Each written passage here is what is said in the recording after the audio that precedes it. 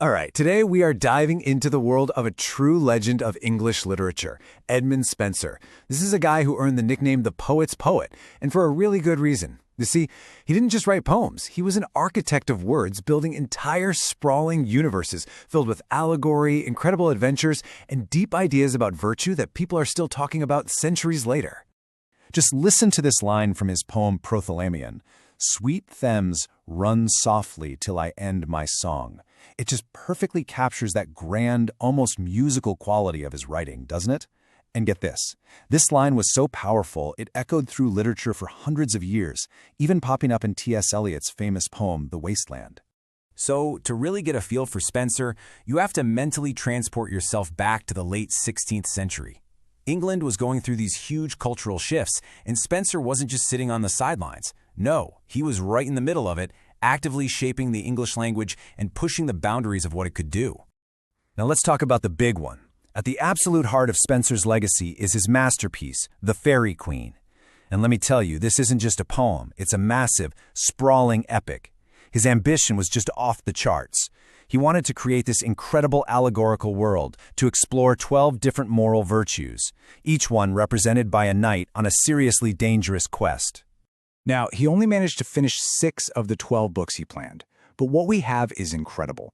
Each book introduces us to a new hero, each one dedicated to a very specific virtue. You've got the Red Cross Knight of Holiness, Sir Guyon, who represents temperance, and this is really cool for the time, a powerful female knight named Britomart, who is the champion of chastity. So, how exactly did these knights prove they were virtuous? Well, Spenser threw them into the ring with their polar opposites. Let's dive into some of the core conflicts in the poem, because these heroes were tested by some truly unforgettable villains. Okay, let's kick things off with Sir Guyon, the hero from Book 2. His whole quest is about temperance, self-control. And in Spenser's wild allegorical world, that means he has to walk through a landscape just packed with temptations, specifically designed to knock him off his path. Guyon's biggest test comes from a witch named Acrasia. She is everything he's fighting against: total excess, indulgence, moral decay. She lures knights into her bower of bliss, which is basically a beautiful but totally corrupting paradise. So when Guyon finally triumphs over her, it's not just some sword fight. It's this powerful statement about inner strength and self-control winning out over unchecked desire.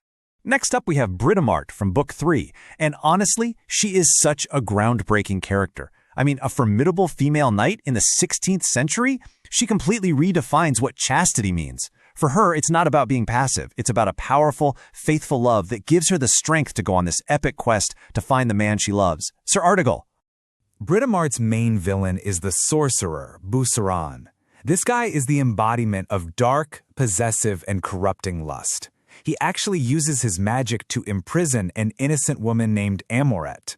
So Britomart's quest to rescue her is this amazing allegory for how true, virtuous love has the power to overcome that kind of darkness.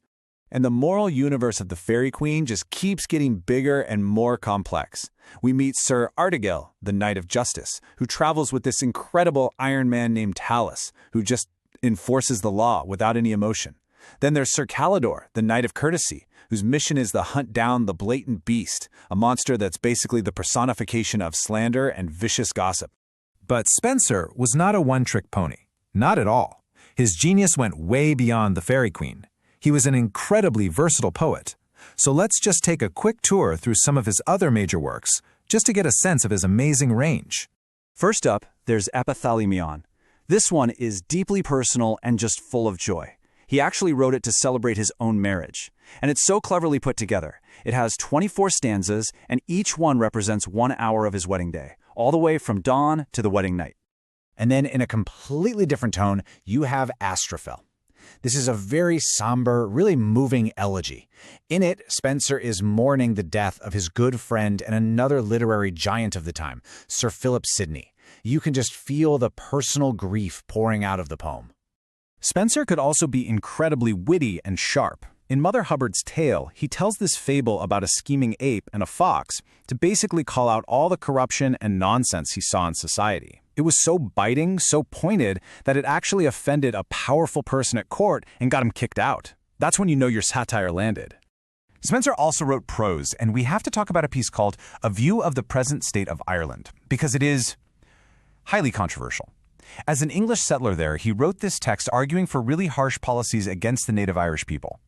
Now, looking back, the views in it are deeply problematic, but the work itself gives us this stark, unfiltered look into the colonial mindset of that specific time. So, after all that, what is Spenser's ultimate legacy? Well, it's not just the incredible stories he told, but the absolutely masterful way he told them. Let's wrap things up by looking at his most important gifts to literature. Okay, let's get a little technical for a second, because this is his most famous invention, the Spenserian stanza. It's a 9-line stanza with this really unique interlocking rhyme scheme. The first 8 lines have a pretty standard rhythm, but that 9th and final line is longer. It's called an Alexandrine. This special structure is what gives his poetry that beautiful, flowing, almost musical quality that's just perfect for epic storytelling.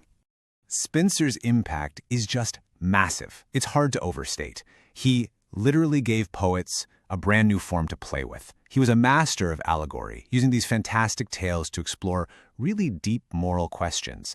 And his influence on the English language itself was so huge that you can see his fingerprints on pretty much every major poet who came after him, from Milton all the way to the Romantics. And that brings us to one last question to chew on. Spenser's work is dense, it's ambitious, and it was designed to last. So in our world today, a world of fast, fleeting, disposable digital content, what can we learn from a poet who painstakingly built entire universes that were meant